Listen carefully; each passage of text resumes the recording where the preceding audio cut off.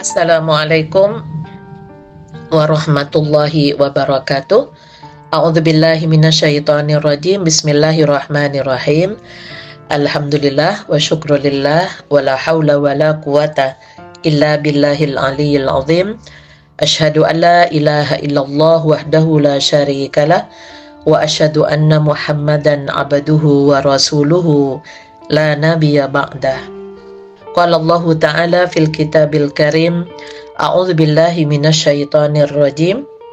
Qul hal nunabbi'ukum bil akhsarina a'mala alladzina dhalla sa'yuhum fil hayatid dunya wa hum yahsabuna annahum yuhsinuna sun'a. Ulaika alladzina kafaru bi ayati rabbihim wa liqa'ihi fahabitat a'maluhum fala nuqimu lahum yaumal qiyamati wazna. Katakanlah Muhammad, apakah perlu kami beritahukan kepadamu tentang orang yang paling rugi perbuatannya, yaitu orang yang sia-sia perbuatannya dalam kehidupan dunia, sedangkan mereka mengira telah berbuat sebaik-baiknya. Mereka itulah orang-orang yang mengingkari ayat-ayat atau hukum-hukum Tuhan mereka dan tidak percaya terhadap pertemuannya dengan Allah, maka sia-sia amal mereka dan kami tidak memberikan penimbangan terhadap amal mereka pada hari kiamat. Pada Quran Surat Al-Kahfi ayat 103, 104, dan 105 bahwa Allah memberikan penjelasan tentang orang yang paling merugi amalnya, di mana mereka merasa telah berbuat kebaikan yang begitu banyak, namun amal mereka menjadi rusak, bahkan tidak dicatat, tidak ditimbang di hari kiamat, karena mereka melakukan amal perbuatan itu tidak sejalan dengan aturan-aturan Allah, bahkan mengingkari pertemuan dengan Allah di hari kiamat. Untuk itulah maka Rasulullah Sallallahu Alaihi Wasallam memberikan penjelasan kepada kita bahwa amal perbuatan itu harus dilandasi dengan iman. Kemudian yang kedua juga, amal perbuatan itu harus berdasar ilmu, sehingga iman dan ilmu itu menjadi dasar amal, dan amal itu harus didasari dengan iman dan ilmu. Sebagaimana sabda Rasulullah yang pertama dalam hadis yang diriwayatkan oleh At-Tabarani, la yuqbalu imanun bila amalin wala amalun bila imanin. Allah tidak menerima iman tanpa amal perbuatan, dan tidak pula menerima amal perbuatan tanpa iman. Dalam hadis Muslim, man amila amalan laisa alaihi amruna fahuwa raddun. Barang siapa melakukan amal perbuatan yang bukan atas perintah kami, maka itu tertolak. Yang dimaksud di sini amal perbuatan yang berhubungan dengan pelaksanaan ibadah mahdhah, maka sifatnya tauqifi, sudah diatur sedemikian rupa, maka diperlukan ilmu agar kita tahu bagaimana aturan-aturan yang diajarkan oleh Allah lewat Rasul-Nya. Pemirsa dan pendengar yang dirahmati oleh Allah, Rasulullah Sallallahu Alaihi Wasallam memberikan penjelasan kepada kita bahwa dunia ini dihuni 4 ragam manusia. Sebagaimana sabda beliau dalam hadis yang diriwayatkan oleh At-Tirmidzi dan Ahmad, "Innamad dunya li arba'ati nafarin." Dunia dihuni 4 ragam manusia. Pertama, abdun razaqahullahu malan wa ilman. Seorang hamba diberi Allah harta kekayaan dan ilmu pengetahuan. Fahuwa yattaqi fihi rabbahu wa yasilu fihi rahimahu. Lalu bertakwa kepada Tuhannya, menyantuni sanak keluarganya, dan melakukan wa ya'malu lillahi fihi haqqan, apa yang diperintahkan Allah atasnya. Fahuwa bi afdalil manazil. Maka dia berkedudukan paling mulia di mata Allah. Jadi kelompok yang pertama ini, seorang hamba yang diberi oleh Allah karunia berupa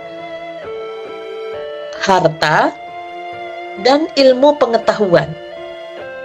Sehingga harta yang dilandasi dengan ilmu itu dijadikan sarana bertakwa kepada Allah, di mana hartanya didistribusikan untuk menyantuni sanak keluarganya, kemudian bagaimana untuk berbagi pada yang berhak menerimanya, dan juga untuk tegaknya agama Islam, yang intinya harta yang dilandasi dengan ilmu itu dijadikan sarana untuk mendekatkan diri dengan cara melaksanakan perintah-perintah Allah dan menghindar dari yang dilarang oleh Allah, sehingga harta dan ilmunya itu menjadi sarana mendekat kepada Allah. Maka orang yang kelompok pertama ini, kata Rasulullah, mereka itulah yang berkedudukan paling mulia di mata Allah.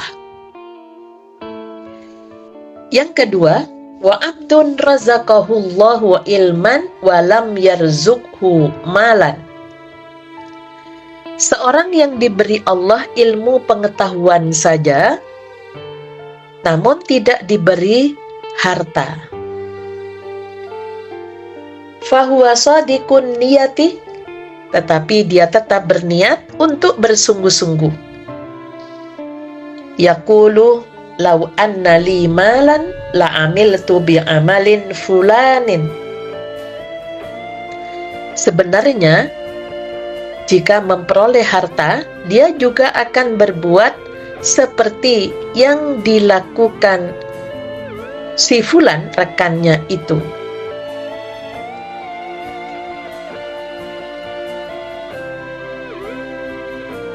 Fahuwa biniyatihi fa ajruhuma sawaun.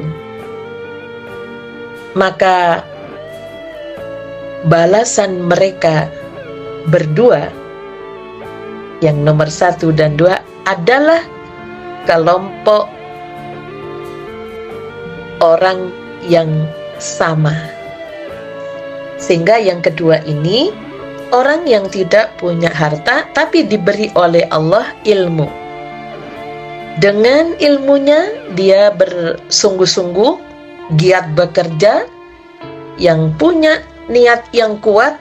Andaikan Allah memberikan harta, dia akan menggunakan hartanya itu di jalan Allah untuk sarana ketakwaan kepada Allah.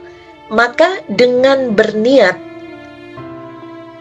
maka Allah mencatatnya berkedudukan yang paling mulia seperti kelompok yang pertama. Jadi niat ini merupakan sebuah cita-cita yang mulia, namun harus dibarengi dengan kesungguhan di dalam bekerja, sehingga dengan ilmunya bisa memperoleh harta untuk sarana dan untuk menegakkan agama Allah di muka bumi, karena memang dibutuhkan sarana ya berupa harta. Kemudian yang ketiga, wa abdun razaqahullahu malam walam yarzuqhu ilman. Seorang hamba diberi Allah harta kekayaan tetapi tidak diberi ilmu pengetahuan.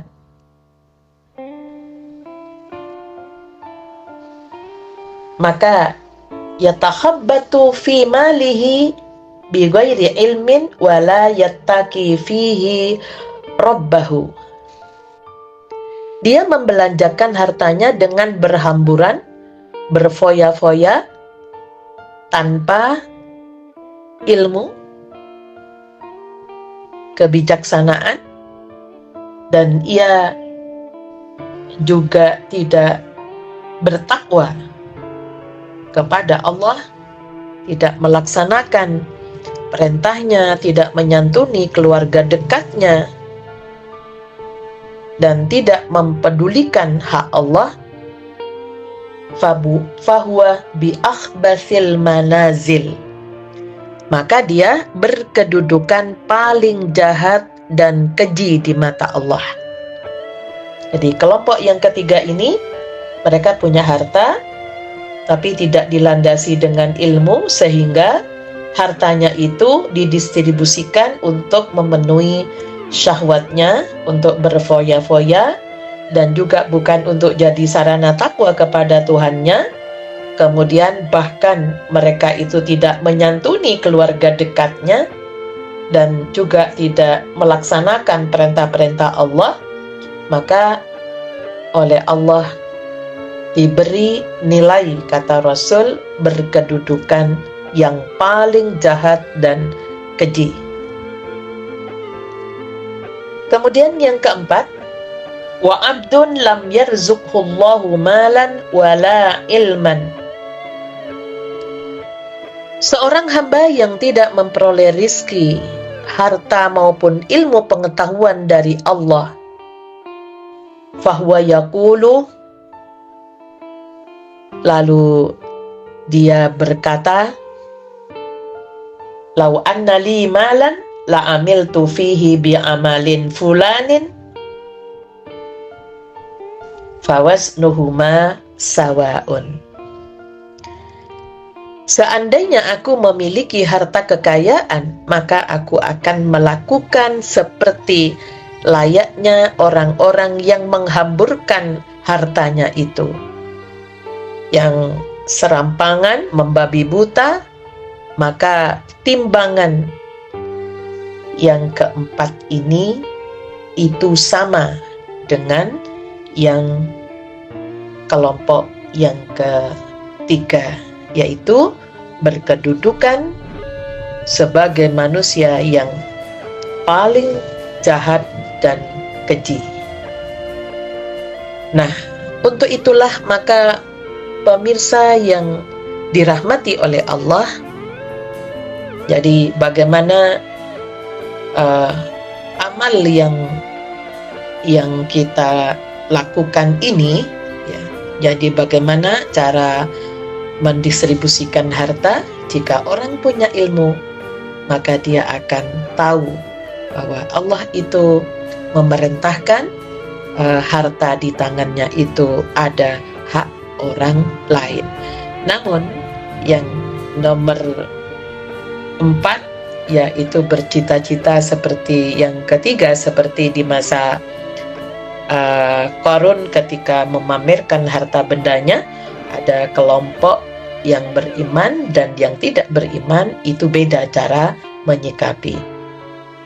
Yang tidak beriman itu bercita-cita, andaikan saya seperti Qarun, alangkah senangnya kata yang beriman, celaka Korun itu gitu ya. Jadi inilah yang digambarkan dalam hadis terkait dengan 4 ragam manusia ini ya, sehingga apa yang dikatakan oleh Rasulullah dalam hadis Bukhari, ahabbul amali ilallahi adwamuhu wa in qallah. Amalan-amalan yang paling disukai Allah ialah yang berkesinambungan meskipun sedikit. Jadi yang adwamuhu, yang daimun, yang terus berkesinambungan. Untuk itulah kita berharap kepada Allah Subhanahu wa Ta'ala, seperti apa yang ditanyakan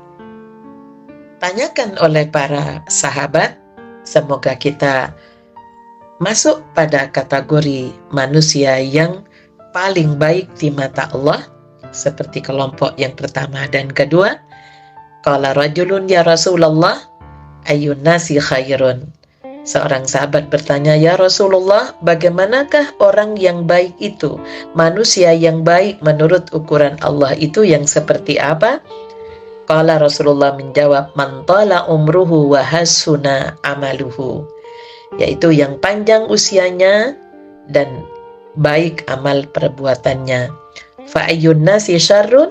Dia bertanya lagi, dan yang bagaimana orang yang paling buruk atau jahat? Nabi SAW menjawab, man tala umruhu wa sa'a amaluhu. Adalah orang yang panjang usianya dan amal perbuatannya juga penuh dengan kejahatan. Nah, untuk itulah maka pendengar dan pemirsa yang dirahmati oleh Allah, ya, semoga kita akan amal kita yang seperti yang dikatakan oleh Allah pada Quran surat Al-Kahfi ayat 7, inna ja'alna ma'alal ardi zinatan laha linabluwahum ayyuhum ahsanu amala. Sesungguhnya kami telah menjadikan apa yang ada di bumi sebagai perhiasan baginya untuk kami menguji mereka siapa di antara yang terbaik perbuatannya. Ya, semoga kita bisa termasuk amal kita berkualitas, ya, sehingga kita masuk kategori yang berkedudukan mulia di mata Allah Subhanahu wa Ta'ala. Nasrum minallah wa fathun qarib wa basyiril mu'minin walhamdulillahi rabbil alamin. Assalamualaikum warahmatullahi wabarakatuh.